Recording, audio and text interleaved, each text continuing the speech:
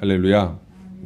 정말 귀한 말씀이죠. 오늘 본문 말씀은 매일 주와 함께하는 삶이 우리에게 얼마나 복된 삶인지를 소개하고 있습니다. 내가 늘 주와 함께 동행하면 주님이 나의 오른손을 붙들어 주십니다 라는 뜻입니다. 전제는 우리가 주와 함께 동행하기를 소원할 때죠. 예수님은 이 땅에 임마누엘로 오셨습니다. 우리와 영원히 함께 하시기 위해서 또 보혜사 성령님을 우리에게 선물로 주셨습니다. 구약 가운데서도 하나님은 백성들과 함께 하셨어요. 수없이 많은 사람들과 함께 했죠. 대표적으로 아브라함, 이삭, 야곱, 요셉, 수없이 많은 사람들하고 함께 하셨는데 하나님이 요셉과 함께 하시니 요셉은 형통한 자가 됩니다. 그리고 마침내 애굽의 총리가 되죠. 하나님이 다윗과 함께 하시니 다윗은 어떻습니까? 골리앗과 싸워서 승리합니다. 그리고 다윗이 어디로 가든지 여호와 하나님께서 늘 이기게 해주셨습니다. 사무엘하 8장 6절과 14절 말씀 가운데 고백되어져 있습니다. 이 땅에서 우리가 누릴 수 있는 가장 큰 축복은 뭐냐면 하나님과 함께하는 게 축복이에요. 우리가 신앙생활을 한다고 하지만 정말 하나님이 나와 함께 하시나 그걸 매일매일 경험하며 예배당에 나와 하나님 앞에 예배하고 기도하는 사람들이 얼마나 될지. 나는 신앙인입니다. 내 종교는 기독교입니다. 하나님을 섬깁니다 하면서 교회 나와 예배 드리는 것이 마치 때우기식으로 그렇게 진행이 된다면 하나님하고는 관계없는 종교인이 되는 거예요. 종교 누구나 하나씩 갖고 있으면 좋지요. 이렇게 생각하는 그런 세상 사람들과 별반 차이 없다는 거예요. 영적 전쟁으로 늘 승리하기를 소원하는 마음으로 예배하고 주의 전에 나와 하나님 앞에 기도하고 주님 나와 함께 해주십시오. 우리가 늘 기도하고 찬양하잖아요. 주님여 이 손을 꼭 잡고 가소서.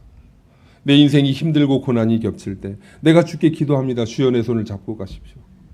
전부의 의지 없어서 내가 손 들고 옵니다. 하나님 내 손을 잡아주십시오. 그렇게 기도하고 찬양하고 영적 전쟁에 승리하려고 하는 우리들이 진정한 그리스도인 것처럼 하나님은 우리와 늘 동행하기를 원하십니다. 아브라함의 하나님, 야곱의 하나님, 이삭의 하나님, 그들과 함께 하셨던 하나님이 지금도 저와 여러분과 함께 해 주실 줄로 믿습니다. 주님은 우리에게 분명히 약속하셨어요. 우리가 이 땅에서 누릴 수 있는 가장 큰 축복이 주님과 함께 하는 것이니 너희들이 그렇게 고백해라.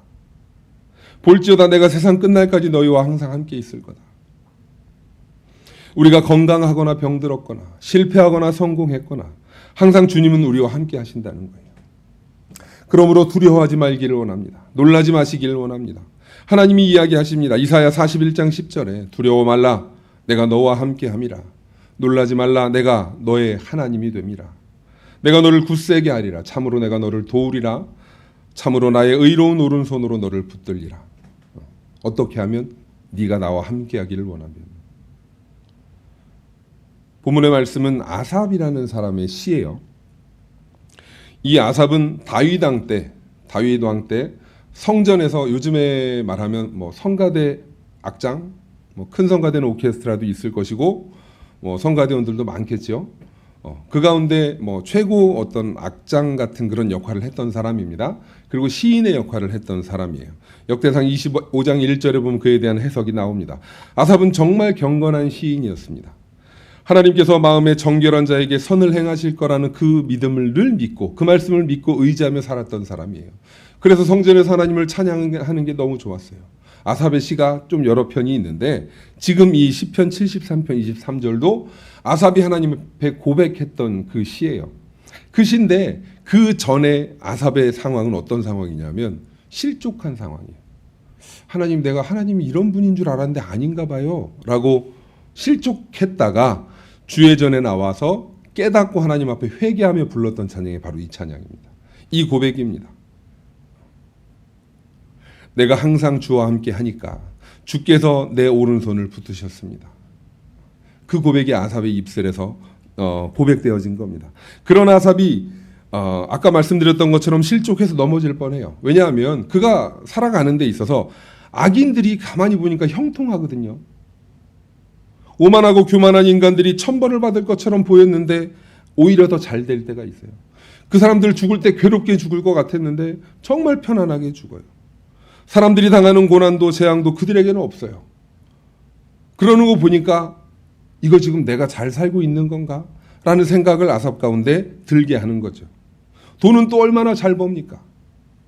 교만함으로 사람들을 얕잡아보고 그의 힘을 휘두르고 갑질을 해도 누군가가 욕할 수 있는 사람들이 없다는 거예요. 누구 하나 대항할 수 없는 겁니다. 그런 모습을 보면서 아삽은 크게 흔들려요. 그리고 회의가 몰려옵니다. 13절을 보면 내가 내 마음을 깨끗하게 하며 내 손을 씻어 무죄하다 한 것이 실로 헛되도다.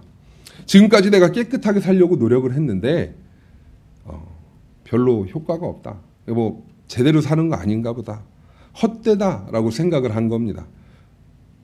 요즘을 살아가고 있는 우리 신앙인들에게도 이와 같은 일들이 경험되어질 때가 있을 거예요.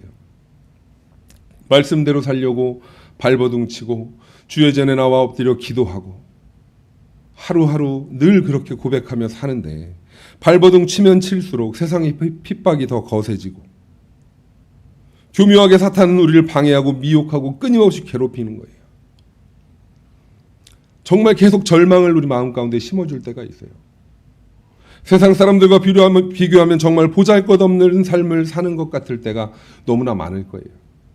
우리 옆집 사는 사람은 1년에 2번 딱 절에 가. 종교도 불교래. 근데 땅도 많고 뭐 자식들도 잘 되고 막 그래 부자야. 돈도 많은 것 같아요. 그럼 나를 돌아볼 때가 있어요. 나는 뭐하고 살았나. 기독교인이지만 하나님을 섬긴다고 하는 그리스도인이지만 자괴감이 들 때가 있을 겁니다.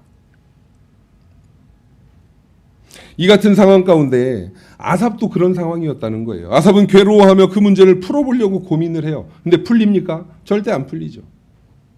그러나 이 마음의 고통만 계속 커져가고 그러다가 하나님의 성소를 찾아요. 아삽이라는 사람이. 그리고 마침내 악한 자들의 종말이 어떻게 될 거라는 것을 깨닫는 거예요. 어디서요? 주의 전에서. 하나님께 예배하면서 16절 17절을 보니까 내가 어쩌면 이를 알까 하여 생각한즉 그것이 내게 심한 고통이 되었더니 하나님의 성소를 들어갈 때에야 그들의 종말을 내가 깨달았나이다. 하나님의 성소 가운데 오니 이제 하나님의 마음이 뭔 줄 알겠고 그들이 어떤 상황인 줄 알겠는 거예요. 눈앞에 볼 때는 잘 사는 것 같아요. 건강한 것 같아요. 부자인 것 같아요. 명예로운 것 같아요. 권력도 있는 것 같아요. 선한 사람인 것 같아요. 하지만 하나님하고 관계없는 사람의 죽음은요. 그 이후에 구원이 없는 거예요. 정말 비참한 겁니다. 아삽은 큰 번민과 회의 가운데서도 주의 성전을 찾습니다. 예배드리는 것을 포기하지 않아요. 그러던 어느 날 깨달음을 얻는 겁니다. 힘들어도 주의 전에 나와 고백하고 엎드리면 하나님이 분명히 해결해 주시는 거예요. 여러분들 아무리 큰 회의와 번민이 찾아온다 할지라도 예배 참석하십시오.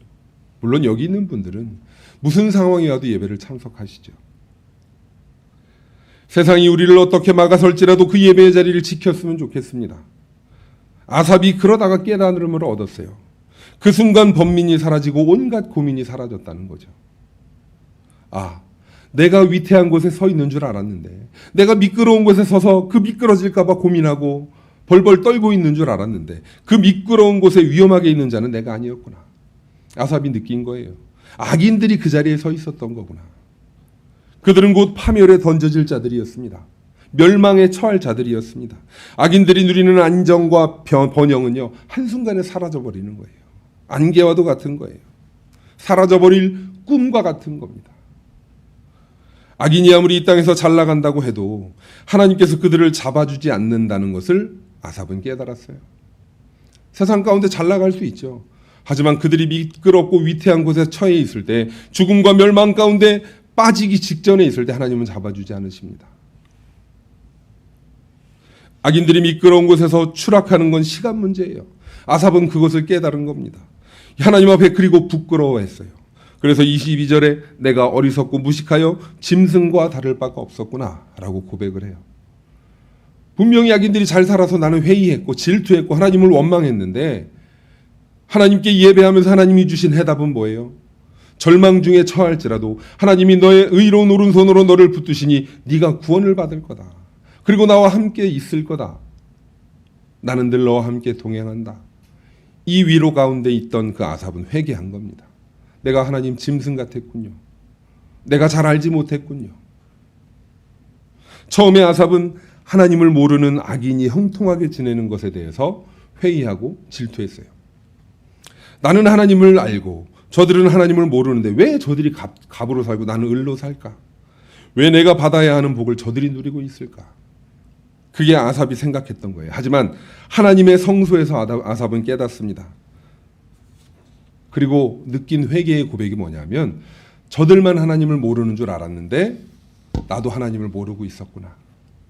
내가 하나님께 예배하고 맡은 직분으로 교회에서 봉사하고 섬기고 내가 정말 잘하는 것처럼 생각했는데 하나님하고 관계없는 삶을 살았구나. 지금을 살고 있는 우리들의 회개거리도 바로 이것일 수 있어요.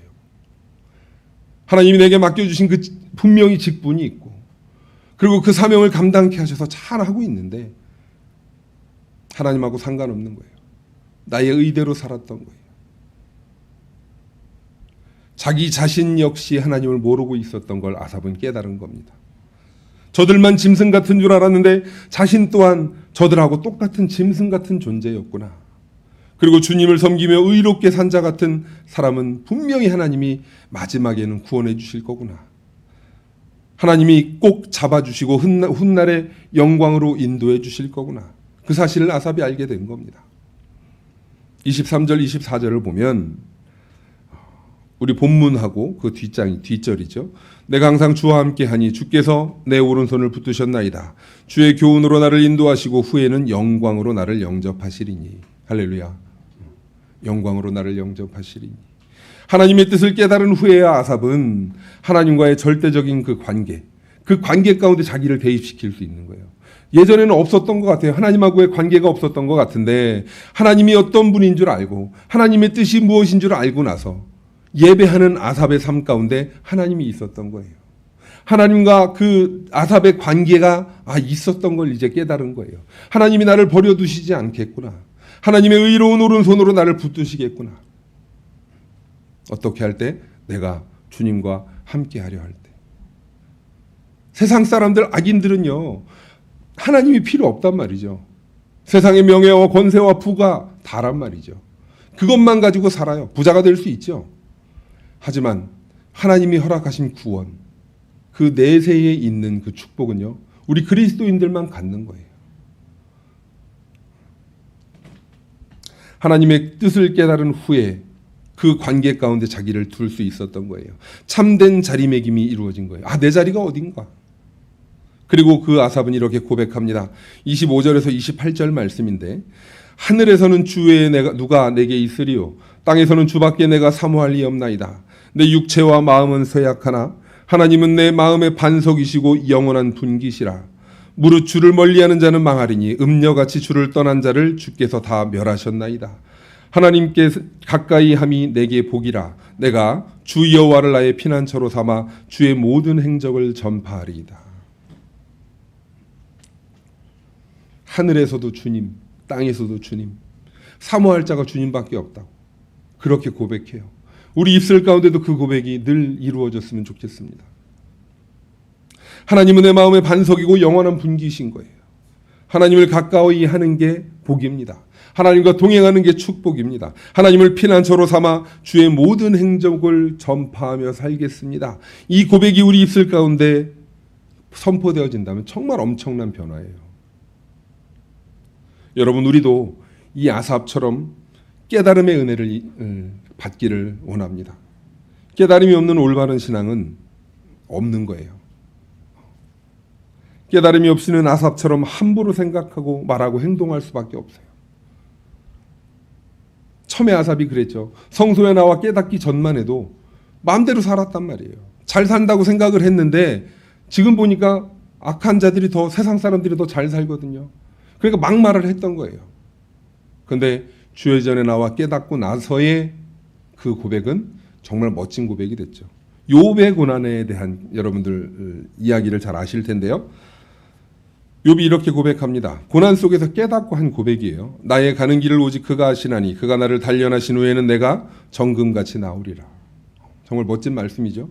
그 뒤에가 더 멋있어요. 내가 주께 대하여 귀로 듣기만 했는데 이제는 눈으로 주를 봅니다. 아삽은 깨닫고 하나님과 함께하는 삶이 정말 행복한 인생임을 알았어요.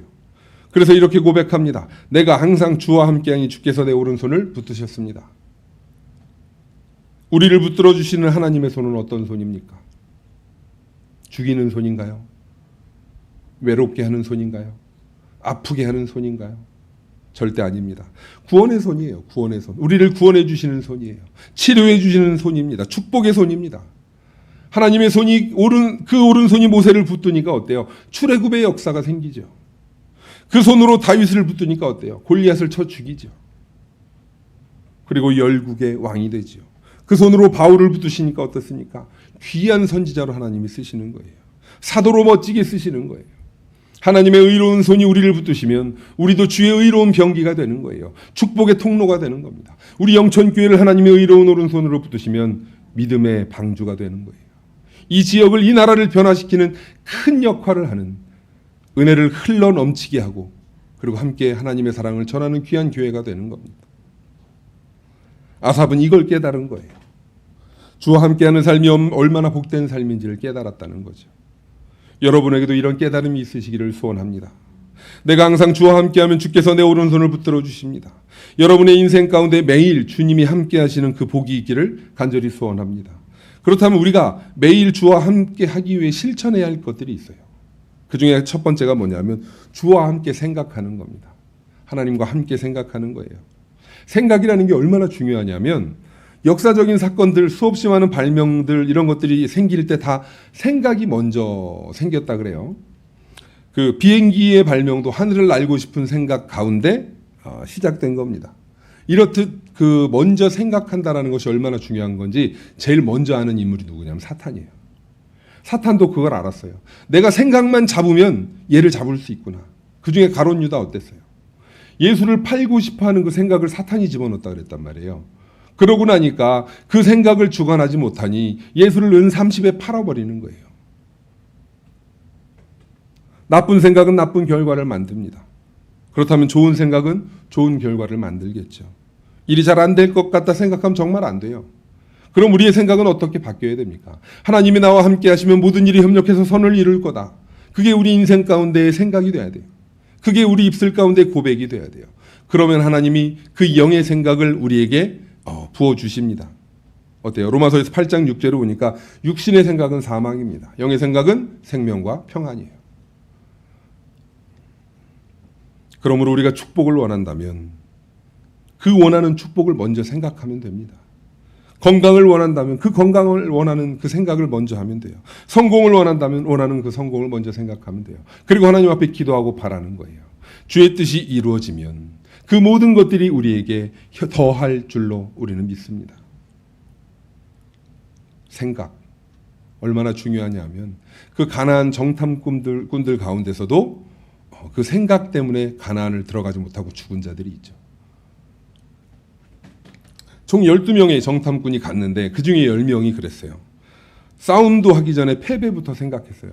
왜냐하면 그곳에 살고 있는 자손들, 아낙 자손들인데 네피림의 후손들이에요. 건장하고 키도 크고 뭐 그곳의 삶은 자기들이 그 사람들에게 비교하니까 메뚜기 같더라는 거예요.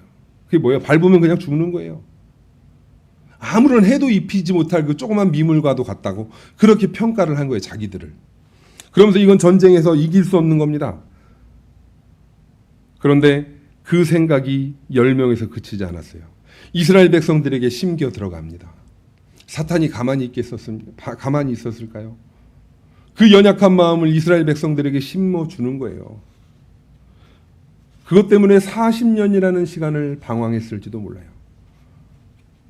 얼마 걸리지 않는 그런 일주일도 안 되면 가는 그 가나안의 거리를 이스라엘 백성들이 잘못된 생각과 부정한 생각, 하나님이 원치 않는 그런 삶들을 삶으로 인하여 결국에 40년이라는 시간을 허비했을 수도 있다는 거예요.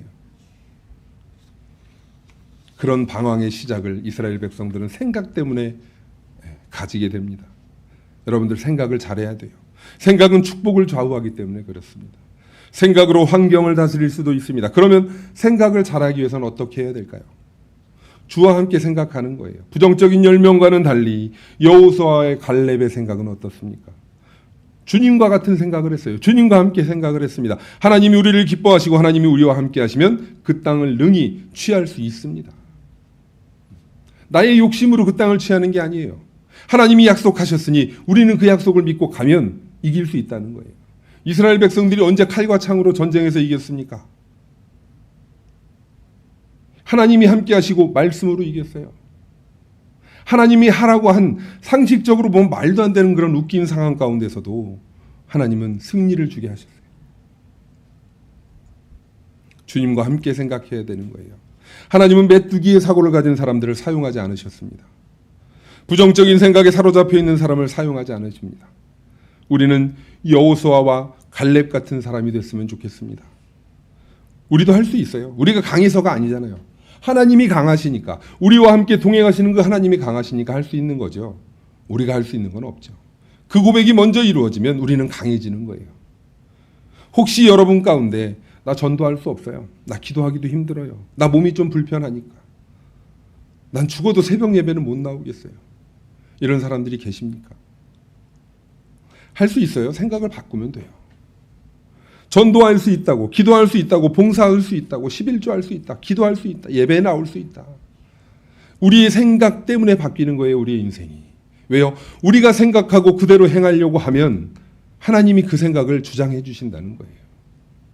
주님과 함께 생각해서 하나님의 뜻을 이루고 하나님이 주신 기업과 축복을 차지하고 그렇게 누리며 사는 저와 여러분들이 되기를 소원합니다. 두 번째는 뭐예요? 하나님과 같이 생각했으면 하나님과 같이 말하는 거예요. 주와 함께 말하는 겁니다. 주님과 함께 말하는 사람의 말은 달라요. 권위가 있습니다. 하나님이 기뻐하시는 말을 해요. 믿음의 말을 합니다. 긍정적인 말을 해요. 우리 입술 가운데 늘 은혜가 되는 말을 해요. 남 욕하지 않아요. 헐뜯지 않아요. 하나님과 함께하는, 살리는 말을 하는 거예요. 우리 입술 가운데 죽이는 말 하지 않아요.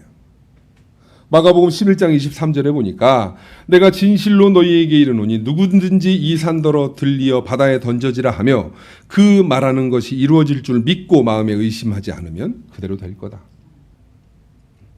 예수님에게만 말의 권세가 있는 게 아닙니다. 그 주의 백성들에게도 말의 권세가 있어요. 왜요? 하나님을 섬기는 우리들이 하는 말을 하나님은 기억하시거든요. 그냥 넘겨서 버리지 않으세요. 그래서 그 입술에 권능이 있는 자들, 하나님의 백성들은 말을 함부로 하면 안 된다는 거예요. 믿음으로 말하면 그대로 됩니다. 여호수아도 태양과 달에게 명령하죠. 태양아 머무르라, 달아 너도 그렇게 해라. 여호수아 10장 12절에 나오는 말씀이에요. 그랬더니 어때요? 태양이 머물고 달이 멈춰서 이스라엘 백성들이 대적들에게 원수를 갚았어요. 여리고 성의 함락도 마찬가지입니다. 이스라엘 백성들이 외치는 소리에 무너졌어요.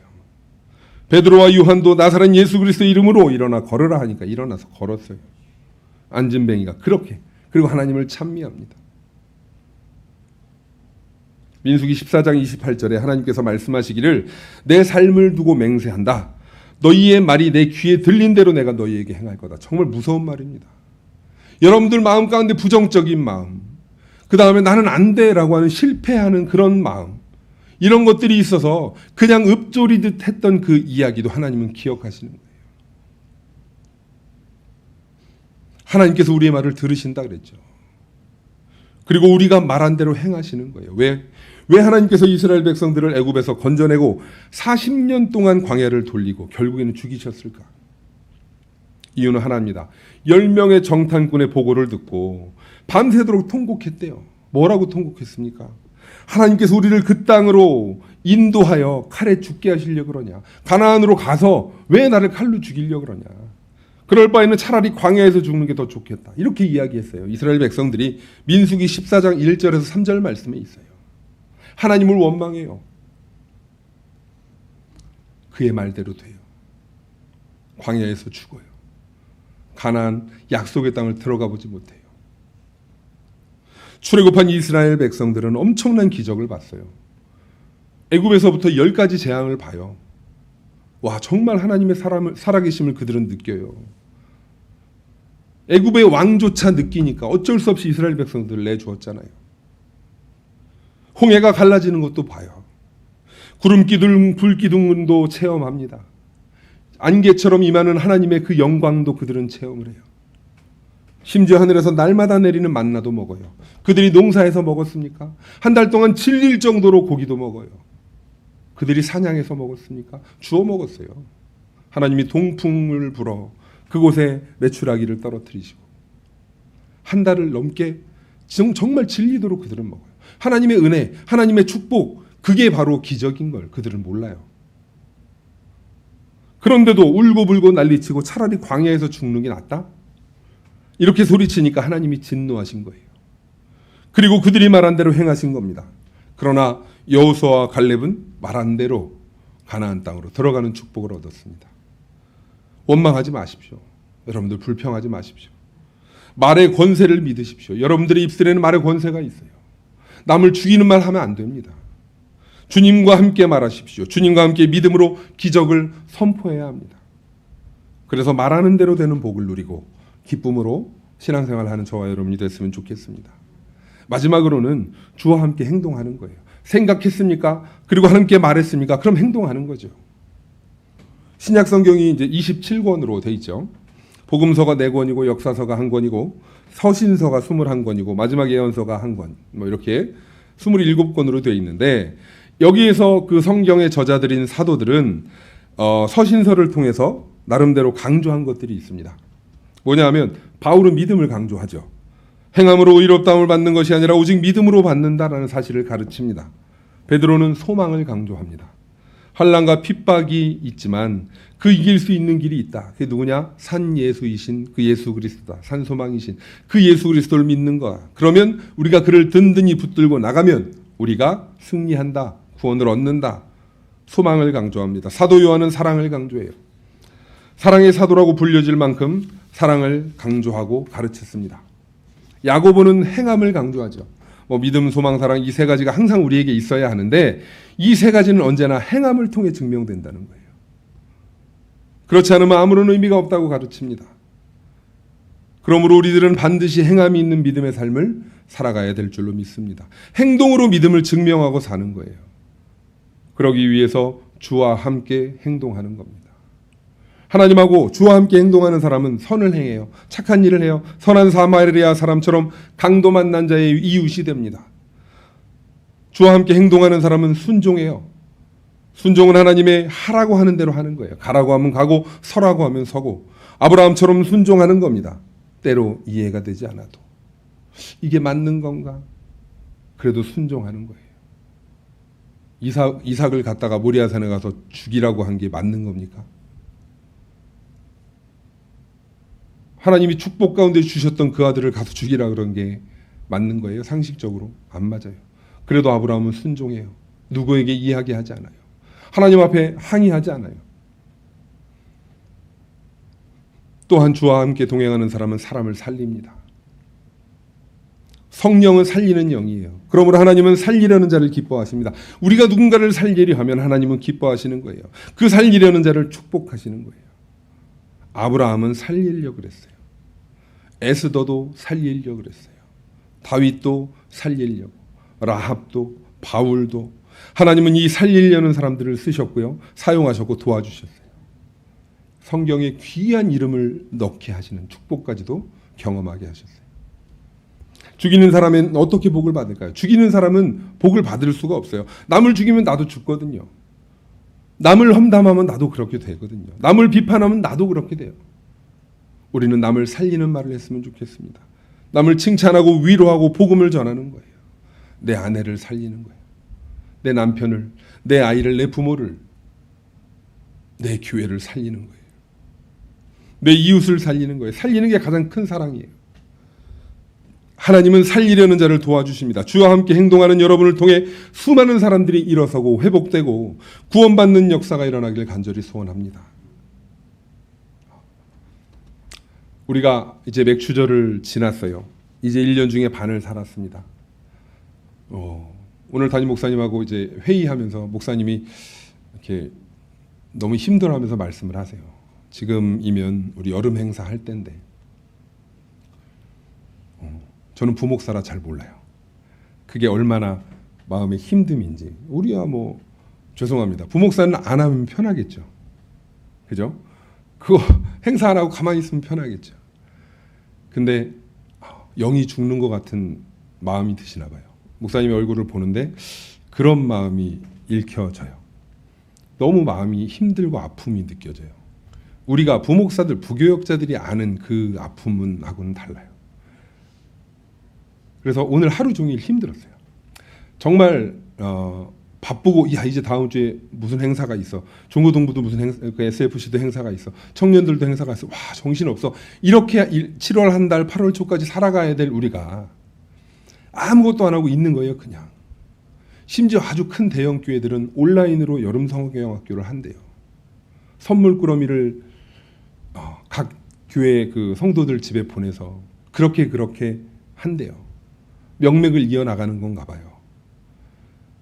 근데 그걸 못하고 있는 그 우리 교회의 입장에서 하나님이 얼마나 마음 아파하실까를 이제 직접 겪으시는 거죠. 저는 그걸 옆에서 보는 거죠.